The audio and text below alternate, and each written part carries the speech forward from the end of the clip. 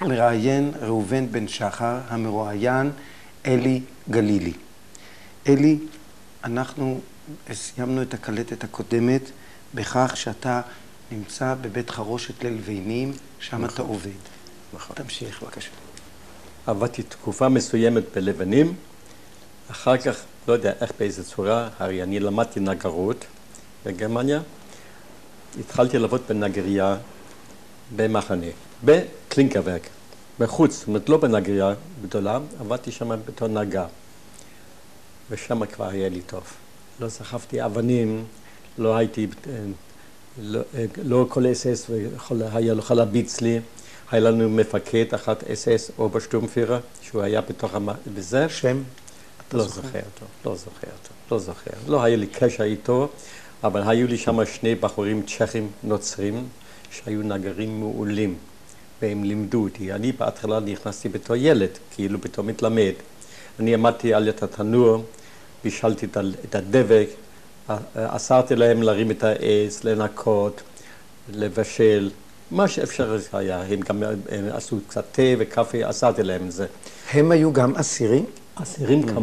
אסירים כמוני, אבל בממד יותר גדול. הם היו נוצרים. אני הייתי אולי היהודי היחיד שעבד בנגרייה שם. ולאט לאט למדתי, השחזתי זקנים. אני זוכר אפיזודה אחת, היה הצריף של האס-אס, היה איזה 100 מטר מאיתנו, והיה להם משרת, קראו לו אבי, הוא היה הומו. איך אני יודע שהיה הומו? ככה אמרו לי, בגלל הסמל של הרוזה, זה נקרא ורוד. היה בא, היה מביא לי סכינים, אני הייתי משריס אותם, והייתי צריך להביא אותם לצריף. זוכר דבר אחד, הייתי מביא לו את הסכינים בתוך הצריף של ה-SS, הוא היה נותן ל-SS את האוכל, מכינים את האוכל, אז הוא נתן לי תמיד מסטינג עם השאריות של הגולש, תפוחי אדמה, מה שהיה ל-SS, ואני ישבתי וסללתי את האוכל, והוא היה כמו שעושים על בחורות, לא ידעתי מה הוא רוצה ממני. היה מלטש אותי, היה לוחץ לי, היה זה, כמו על בחורה, מה היה אכפת לי, כשקיבלתי אוכל. כל פעם אבי היה בא לנגרייה, היה מביא לי סכינים, ואני הייתי צריך להביא לו. אבל אף פעם חס וחלילה לא היה לי שום כסף, לא הייתי הומו ולא הייתי נטייה להומו. רק לא הבנתי מה הוא רוצה ממני, עד שלמדתי את זה. אתה רוצה לספר עוד משהו על איזה תפקידים מיוחדים שהיו לך בתוך ה... כן, בבלוק 39 היה ספר מבוגר מאוד, והיה לו הרבה עבודה. אני לא יודע מה, התיידדתי איתו בתור ילד, והוא נתן לי לעזור לו. לקחתי את המכונות לקצור שרות, אסרתי לו בשרות, הוא לימד אותי לגלח, לאט לאט נהייתי ספר. זה היה עוד פרוסת לחם, עוד שקט, עוד פרוטקציה קצת, כן? היה לי קצת יותר נקי, כלים לא היה לי, הוא נתן לי את הכלים, ועשרתי לו, הרבה זמן עשרתי לו. לאט לאט דאגתי שיהיה לי גם סכין, שיהיה לי מכונה קטנה, שלמתי עם לחם, ונהייתי גם ספר. האם היה לך קשר עם הבית בתקופה שהיית בסקסנהאוזן? כשהייתי בסקסנהאוזן, היה מותר לי לכתוב, היה מותר לי לקבל כסף. מהכסף היה לנו קנטינה, יכולתי לקנות סיגריות, יכולתי לקנות עוגיות, כמה דברים ממתקים. כל זה בהתחלה, בשנת 40. 40. כל השלוש שנים היה את זה, כן? אבל אחר כך, אני אספר את זה יותר מאוחר, בשנת 40, ההורים שלנו גם כן שלחו אותם למחנה, אז כבר נגמר העסק הזה. אז זמן מסוימת קיבלתי סיגריות, מכרתי אותם בשביל לחם, אני לא ישנתי, אף פעם היה חבל לעשן. חתך הלחם היה יותר חשוב, כן? ועוד משהו מהדפוס של מה שהיה במחנה. במחנה היה אסור ללכת, תמיד צריך לרוץ. תמיד לרוץ, אסור ללכת.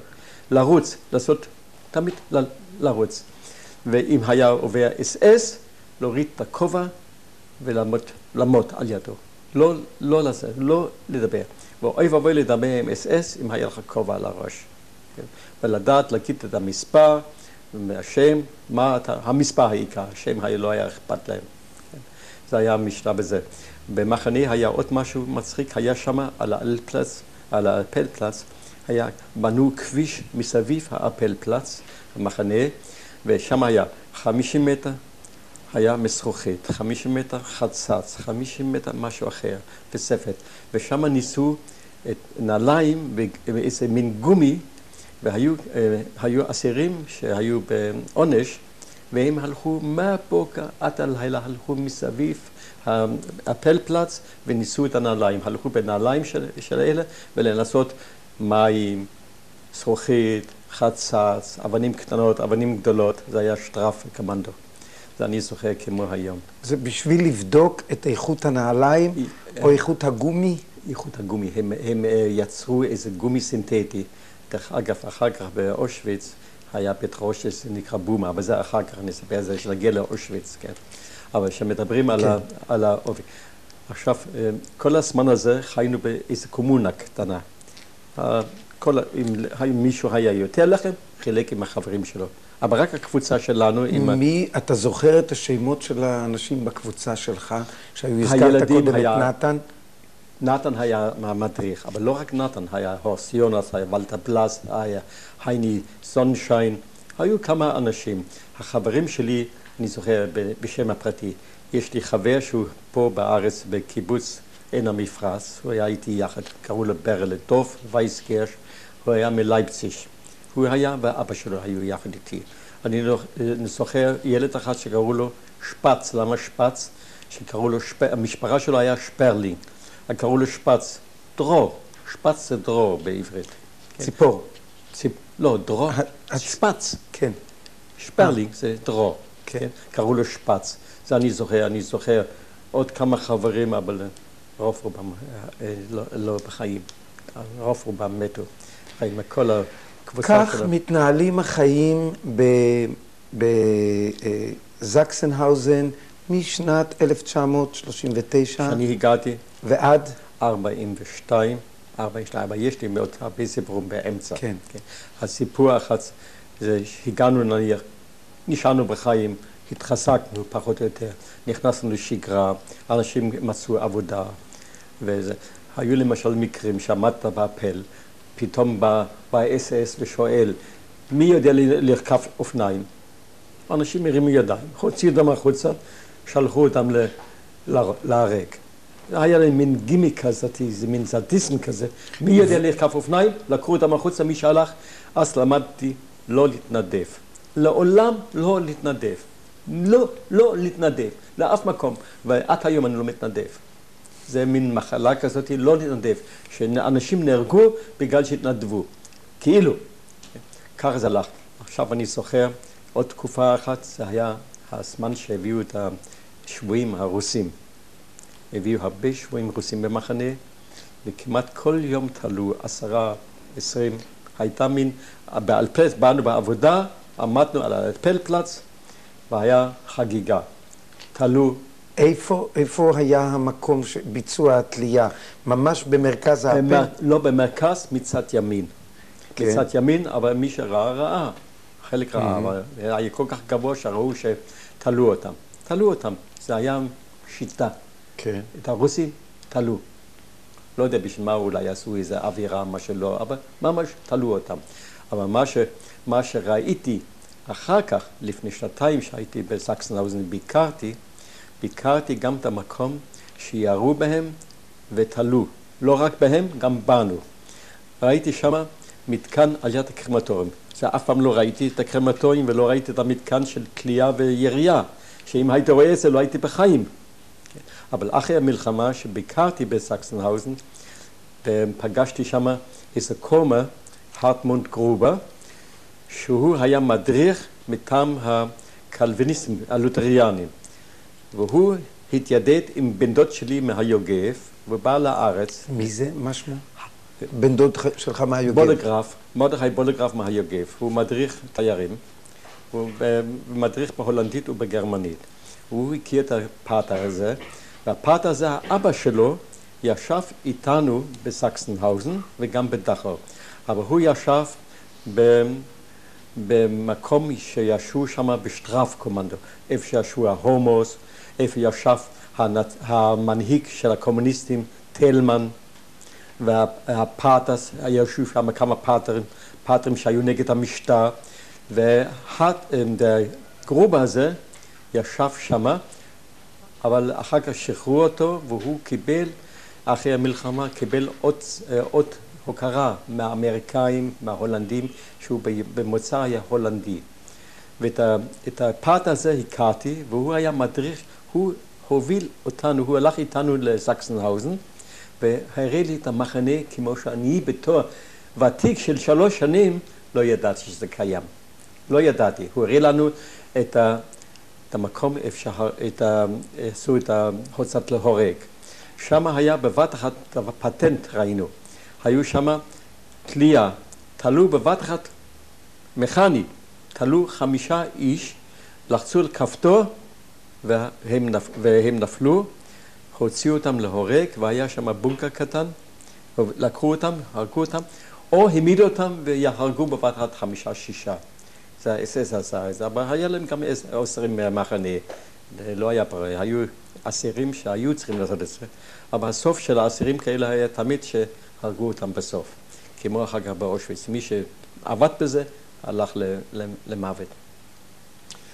עכשיו אני גם זוכר שהלכנו לפעמים למקלחת, לנו היה מקלחת, אנטלאוזינג זה נקרא, שהיה במרכז, אחרי האפלפלץ מצד ימין במרכז, היה מטבח, תמיד הלכנו, התנדבנו ללכת להביא את האוכל, תמיד לקחו כמה אסירים והם הלכו להביא את המכלים האלה, להביא את האוכל בשביל כל בלוק, ושם חילקו את זה. ואז אם יכולנו אז לקנוף איזה גזע או איזה משהו, או איזה תפוח אדמה או משהו, הצלחנו. זה היה מותר, אורגניזיין היה מותר, רק לא לקנוף מחבר. אז שם הלכנו גם לאנטלאוזינג, זה נקרא חיטוי. אז הכניסו אותנו, גילחו אותנו, זאת אומרת, אחד השני, אני גם עבדתי בזה, הורדתי את השערות מהאסירים, קיבלתי עוד זה היה גילוח טוטלי מהראש ומכל הגוף? את הראש לא גילחו, רק עם מכונת מספריים כאלה, כן? וגם את השערות מהאיברים וגם מתחת לידיים, רק עם המכונה הזאת, לא גילחו עם סכין גולח. אבל עוד משהו, אם תפס אותך SS, האחראי, כן, השטובנפירר, אם הוא תפס אותך, עכשיו נזכרתי בשם שטובנפירר, זה היה ה-SS. שטובנאלסטה, בלוקאלסטה ושטובנפירר, זה היה ה-S שלנו. לנו היה בוגדלה הזה, שהוא שמע על היוגנדלישן והרג את המבוגרים. אני זוכר מקרה אחת, הגיע יום אחת מברלין, יהודים מברלין. את הברלינה, היהודים לאט לאט הביאו אותם. הם היו עוד חופשים בברלין, עבדו שם, הביאו אחת וסיפרו שהוא היה מתאגרף, בוקסר. אני זוכר כמו היום. זה היה בחדר האוכל איפה שאנחנו אכלנו, ואנחנו היוגנדלישן היינו. עמד שמה המכל הזה של כמו לחלב, אבל רק 50 ליטר, בברזל. עם מכסה כזה. קד ענק של 50 ליטר, נכון, קד. הולך לי זיכרון. והוא העמיד את ה-SS, בוגדלה, העמיד את המתאגרף, יהודי צעיר נחמד, במדים של המחנה. העמיד אותו, אמר לו, אתה היית בוקסר? והוא אומר, כן, הייתי. הוא שאל אותו בגרמנית, warst du בוקסר? יא. הוא אומר, נו, הנה, תן לי אגרוף. הוא לא העיז. אז ה-SS נתן לו בוקס אחת, להוכיח שהוא כן בוקסר. הוא נתן לו בוקס כזה, שהוא היה צריך ליפול עם הראש שלו. לא אשכח את זה עד היום. הוא נתן לו אגרוף, וכל פעם הוא היה נופל עם הראש על הכת. עוד פעם, עד שהוא נפטר. עד שהוא גסס והלך. אז הוא הפסיק. הוא לא נתן מנוחה עד שלא הרג אותו. בגלל שהוא היה בוקסר, לך תרביץ לי, הוא אומר. כך הוא אמר לו, אחת אחרי שני, תן לי אגרוף, gib man בוקסר.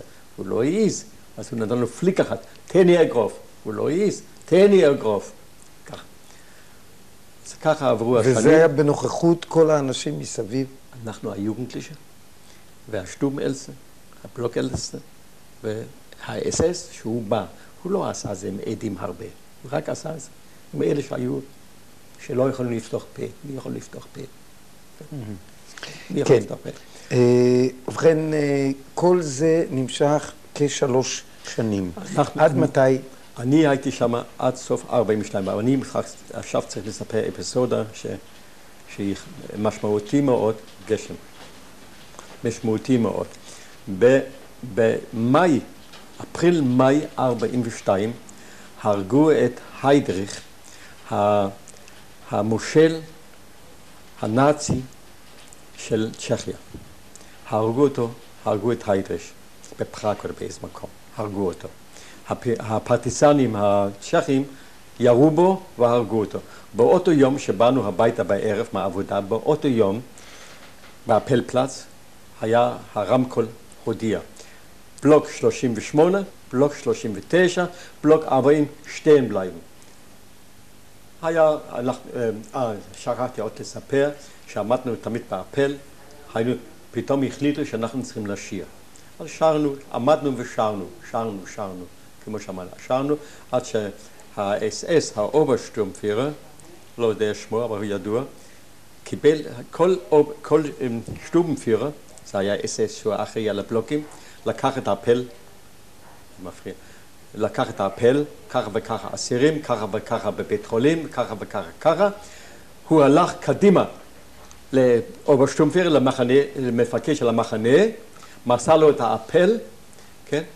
וכשהוא גמר את האפל והכל היה פיקס, זאת אומרת שכל היו נוחים, היה שתיהם בליים, מצן אפ,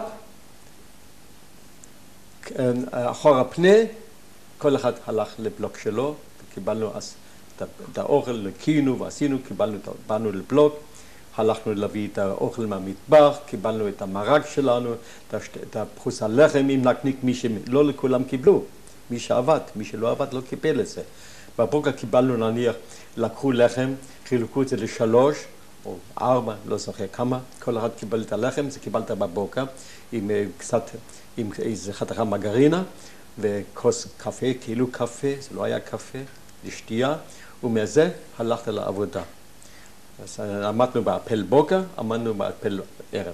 באפל בוקר עמדנו, אחר כך זה נקרא קומנדו זה וזה, התארגנו לקומנדו, כל אחד לקומנדו שלו, שוב פעם, באפלפלץ התארגנו באמנדו, תמיד 100 איש, תמיד 100, 5, 20 פעם 100, ויצאנו מהמחנה לעבודות החוץ. אנחנו הלכנו בערך 4-5 קילומטר בבוקר, ב-4-5 קילומטר בבוקר. גימיק של ה-SS היה עוד דבר אחד. אנשים היו מטורפים על עישון, לקבל חתיכת סיגרה, למצוא, הם נתנו את החיים שלהם, את הלחם שלהם, לעשן. אני במקרה לא עישנתי, שהייתי חכם אז, עישנתי לפני המלחמה, אבא נתן לי סיגריות, אבל אני לא עישנתי, בגלל שהלחם היה לי יותר חשוב. היה להם שיטה לסחוק את החתיכת סיגרה, לסחוק את זה החוצה, והיו אסירים, היו כל כך רעבים לעישון, היו קופצים החוצה לשורה, קיבלו כדור בראש. שמי שיצא מהשורה, שה-10 הלכו על ידינו, היה השומרים שלנו, ואנחנו הלכנו 100, הייצו ללכת לפי שריט, כן? על זה הם סרקו סיגריות, אני זוכר את זה לא פעם אחת, והיו כאלה שלא יכולים לעצור את עצמם, וסרקו החוצה ומתו.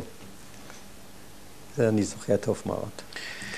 כן, ואני מבין שזה נמשך עד 42. כן, עכשיו האפיסודה הגדולה שהתחלתי לספר זה על היידריש, הרגו את היידריש. זה היה אפיסודה, זה היה מפנה בשבילנו היהודים, אני חושב באפריל-מאי 42 הרגו את היידריש בפראג, בצ'כיה. באותו יום אמרו, כמו שסיפרתי, בלוק 38 עד 40 שתיהם בליים, כולם הלכו, אנחנו עמדנו באוברשטורמפירר ועוד SS, נתנו לספור 1, 2, 3, כל שורה שלישית יצאה החוצה. 1, 2, 3, 1, 2, 3, כל שורה שלישית יצאו החוצה, לקחו אותם, הביאו אותם לפינה מצד שמאל, כמו שסיפרתי, איפה שהורגים, שם היו 2 קרמטוריום, זה היה מצד ימין של השער שנכנסים מצד שמאל, אבל מאיתנו מצד ימין. כשאנחנו יצאנו לעבודה, אנחנו בקלינקווק יצאנו בשעה אחר, שהיה על ידינו, בגלל זה היה יותר קרוב, לא עברנו את אורניינבורג. שהעיירה קראו לה אורניינבורג, את המחנה קראו סקסנהאוזן. סקסן, בגלל שרוב ה-SS היה מסקסן, או ה-SS היה סקסן. כן? אז אני זוכר שלקחו, ואחר כך נתנו לנו ללכת לבלוקים. אז כל שורה שלישית, אני יודע שאני הייתי מספר 1, ברל היה מספר 2, ומספר 3 היה אבא שלו. ברל דוב נמצא היום בעין המפרץ, הוא היה ביד מרדכי, בנגב, כן? ואני זוכר שהרגו את אבא שלו. כל השורה הרגו אותם. ואז ישבנו בבלוק, והמדריכים שלנו, כך אני קורא להם, החברים המבוגרים שלנו, ישבנו והחלטנו קדוש, שפעם השנייה אנחנו לא נלך 1, 2, 3 כמו כבשים.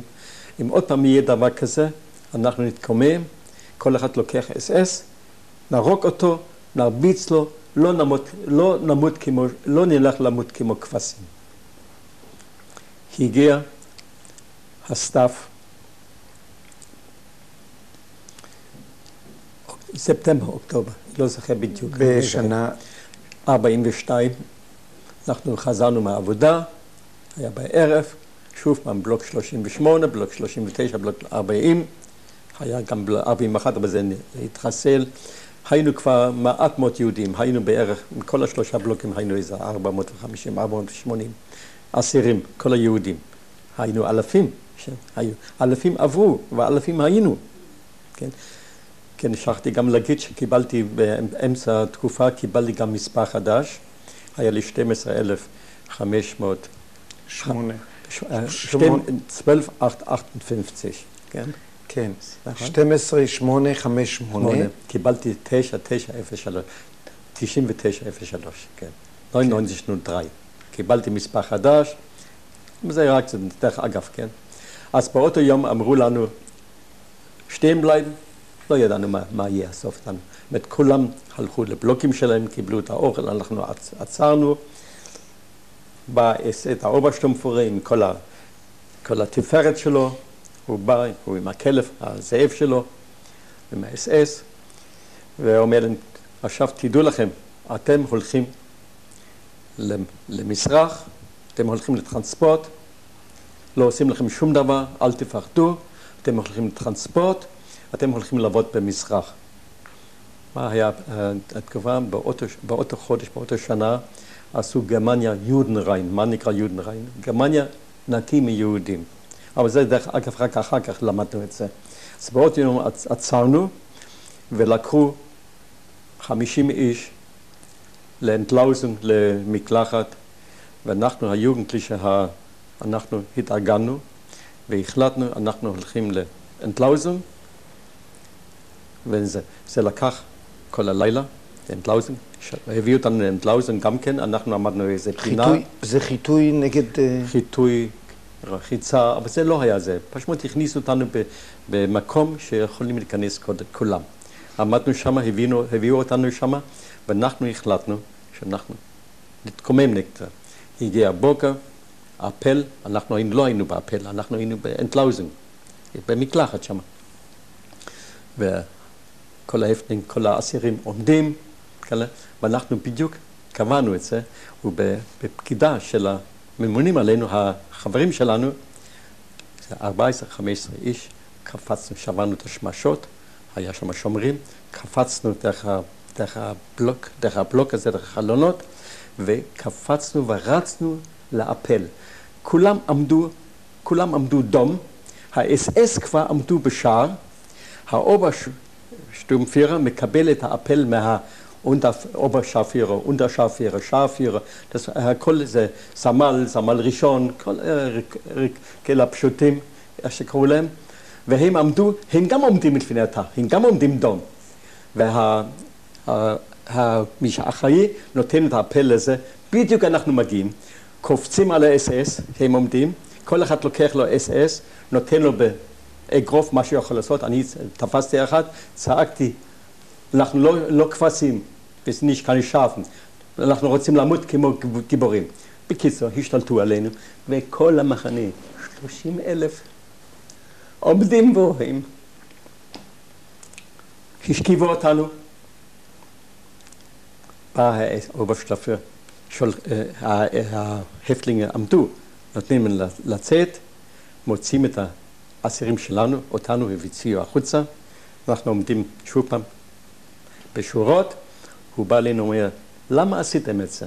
הרי אמרתם, אתם עולים למסחר, לא הורגים אתכם, לא עושים לכם שום דבר. אותנו, ה-15, קיבלו בכבוד.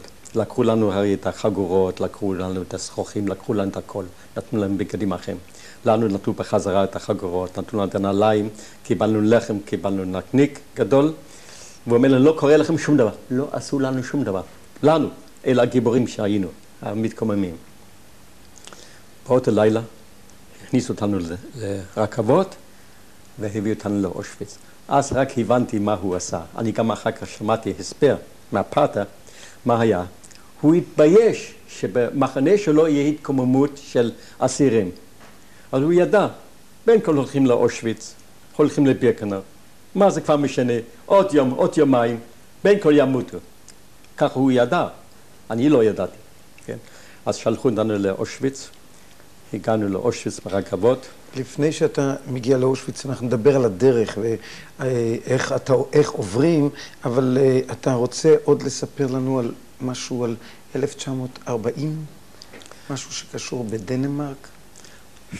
איך אני יכול לשכוח? כן, בבקשה. יום אחד קראו לי לרביע. אנחנו מדברים על זקסנהאוזן. זקסנהאוזן בשנת 40, התחילת 40, כן. ינואר או משהו, פברואר, קראו לי לטאפן, זה נקרא, זה איפה שיש כל לפני המחנה היה עוד איפה שעבדו, ה-SS, ושם עבדו שכל הבגדים היה, ושהשרייבשטובה, המזכירות בעצם, קראו לי, צילמו אותי, עשו לי תמונות פספורט, כן, ואני, זה מה שאני רוצה לספר, היה לי את הנעליים האלה, היה לי גביים כפולות, שמתי עיתון בפנים שיהיה לי חם, הכל, קראו לי, נתתי כל החברים שלי, יצאתי, לא ידעתי מה יהיה איתי, אולי יהרגים אותי, אנחנו תמיד היינו מוכנים לזה.